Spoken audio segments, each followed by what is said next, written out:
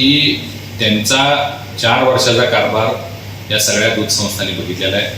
त्यांचा महापालिकेतला कारभार 15 वर्ष कोल्हापूरकरांनी बघितला, म्हणून कोल्हापूरमध्ये सत्तांतर झालं. ज्या पद्धतीनं राजाराम कारखान्याचा 21-0 निकाल झाला, ज्या पद्धतीनं आमच्या भीमा कारखान्याचा त्यांनी खूप प्रयत्न केले, खूप खर्च केला, 15-0 असा निकाल झाला, त्याच पद्धतीने गोकुळ दूध संघामध्ये सुद्धा 25-0 असाच निकाल होणार आहे. 25 वर्षे माडिक साहेबांच्या ताब्यात दूध संघ असताना पारदर्शक कारभार होता, त्यामुळे कोणाचा हस्तक्षेप करण्याचा प्रसंग किंवा प्रयत्न झाला नाही किंवा प्रसंगी आला नाही.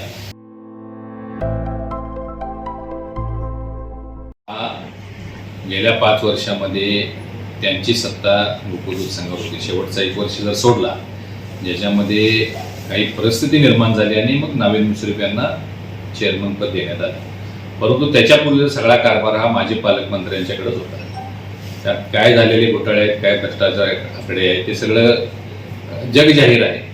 आज ते काही जरी म्हणत असतील, आज काल त्यांचं स्टेटमेंट मी पत्रकार परिषद बघितली की यापूर्वी मुख्यमंत्री किंवा वरिष्ठ नेते कधी सहभाग घेत नव्हते. वस्तुस्थिती आहे, कारण 25 वर्षे माडिक साहेबांच्या ताब्यात दूध संघ असताना पारदर्शक कारभार होता, त्यामुळे कोणाचा हस्तक्षेप करण्याचा प्रसंग किंवा प्रयत्न झाला नाही किंवा प्रसंगी आला नाही.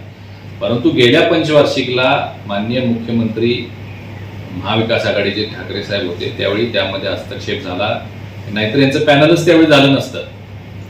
मोठ्या प्रमाणात या सगळ्या नेत्यांना एकत्रित करण्याचं काम त्यांच्या खेळीनंच ते झालेलं होतं. आणि आता जर ते म्हणजे ठीक आहे, त्यांनी आता लोकशाहीमध्ये निवडणूक लढवण्याचा अधिकार त्यांना आहे, त्यांनी पॅनलची घोषणा केली, ती नेहमीची पद्धत आहे त्यांची, ते करू देत. परंतु मी आपल्याला एवढंच सांगेन की त्यांचा 4 वर्षाचा कारभार या सगळ्या दूध संस्थांनी बघितलेला आहे. त्यांचा महापालिकेतला कारभार 15 वर्ष कोल्हापूरकरांनी बघितला, म्हणून कोल्हापूरमध्ये सत्तांतर झालं आणि आता महायुतीची सत्ता आमची आलेली आहे. त्याच पद्धतीनं यावेळी त्यांनी कितीही प्रयत्न केला, कितीही त्यांच्याकडे एकच अस्त्र आहे, ते म्हणजे विटामिन एम, त्यांनी कितीही काय प्रयोग केले तरी गोकुळचा निकाल महायुतीच्या बाजूने होणार. आणि ज्या पद्धतीनं राजाराम कारखान्याचा 21-0 निकाल झाला, ज्या पद्धतीनं आमच्या भीमा कारखान्याचा त्यांनी खूप प्रयत्न केले, खूप खर्च केला, 15-0 असा निकाल झाला, त्याच पद्धतीने गोकुळ दूध संघामध्ये सुद्धा 25-0 असाच निकाल होणार आहे. गोकुळ दूध संस्था कोल्हापूर जिल्ह्यातील शेतकऱ्यांची जीवनवाहिनी आहे.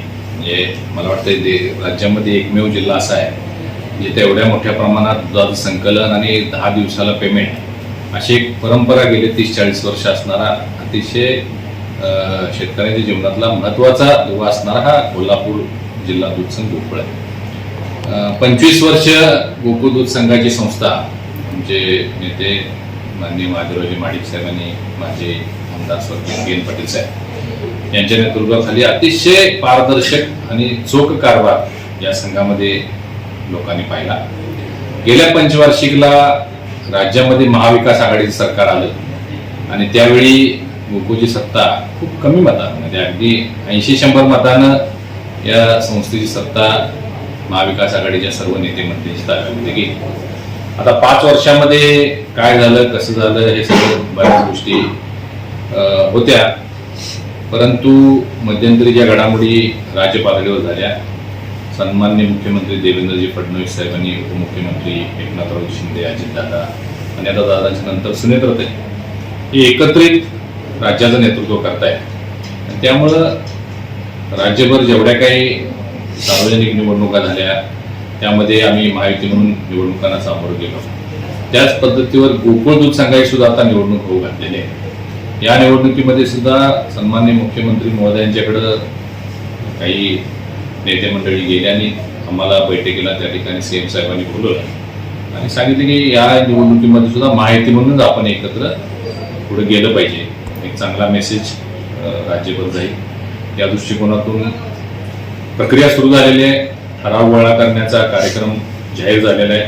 आजपासूनच मला वाटतं आता संस्था प्रतिनिधींनी आपले ठराव तयार करायचे आहेत. आता या संदर्भात आमची एक बैठक माननीय आमचे नेते चंद्रकांतदादा पाटील, माननीय आमदार मुश्रीफ साहेब, माननीय आमदार आंबेडकर साहेब, आमदार अमल माडिक साहेब अशी एक बैठक, आमदार विनय कोरे साहेब बैठक झालेली होती आणि त्यामध्ये ठरले की आता आपण आपले सगळे 4ही पक्षांनी आपापले ठराव एकत्रित करून 30 तारखेच्या 31 तारखेच्या सबमिट करायचे ते करूया. आणि एकत्रित या निवडणुकीला सामोरं जाऊया. आतापर्यंतचा हा सगळा प्रवास जो आहे तुम्ही आपल्याला सांगितला.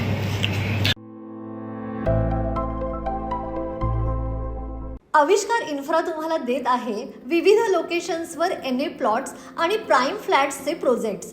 नंदिनी जाधव नगर, शांत निवांत कोल्हापुरात घर म्हणजेच नंदिनी जाधव नगर.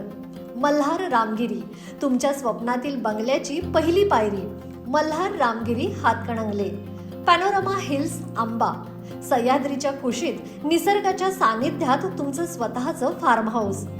पद्मवीरा सिटी जयसिंगपूर, एक आधुनिक लाईफस्टाईल देणारा 1 and 2 BHK होम्सचा प्रोजेक्ट.